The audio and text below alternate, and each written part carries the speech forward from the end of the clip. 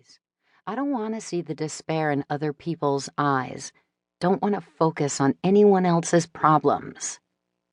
The bathroom is empty, thankfully, and just as dirty as I imagined it would be. I squat over the toilet, trying my best not to touch the seat. The pressure in my bladder is agonizing. I'd started to think I was going to have to pee on the side of the road. A sigh of relief whooshes out of me when I've finally relieved myself. I pull up my skinny jeans and head out to wash my hands. The mirror hanging above the sink is cracked and filmy. I can't make anything out other than my tangled blonde hair. I work my fingers through the knots and look away from the mirror. Doesn't matter how I look. There won't be anyone to impress on this trip. I wash my hands and shake them dry before heading back out into the diner. No way am I eating here. It would be a waste of time. Plus, I have no desire to sit and breathe in this grease-filled air. But coffee is a must. I want to make it at least another 4 hours before pulling over for the night. A woman in her 50s stands behind the register. She wears the same uniform as the other waitresses, orange dress with short sleeves and an apron that probably used to be white. The entire thing is now splattered with food and grease, old and worn, just like she is. Her hair is short and jet black, the kind of color that only comes from a bottle, and the creases on her face are so deep they're probably just as full of grease as the walls of the diner.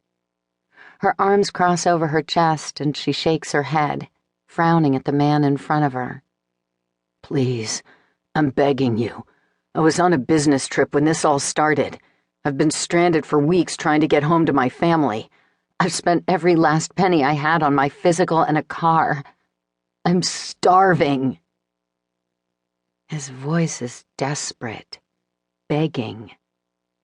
Same story, different person. "No credit," the woman says. She won't budge. Why would she? People like her are making a killing off travelers. A few weeks ago, she probably barely made enough money to live on. And now, well, if this all blows over, she'll be comfortable. The man pleads for a bit longer, and I shift from foot to foot, waiting for him to get the point. I should have some sympathy for him. I should. But if I felt bad for every person I passed who was desperate and running out of time, if I did that, I wouldn't be able to keep going. I'd sit down on the floor right here in the middle of this diner and never move again. The television mounted on the wall catches my eye, and I tune the man out. It's an old tube TV, and the reception is awful, but the news is on. Maybe there will be an update on the virus. Travelers are advised to display their papers at all times and to keep to approved routes. Anyone who is found traveling on closed highways or without papers will be arrested immediately and held until martial law has been lifted. In local news, police are still on the lookout for 2 men responsible for robbing several convenience stores in the St. Louis area. They are described as 2 white males in their mid to late 20s and were last seen traveling in a dark blue SUV. They are considered armed and dangerous.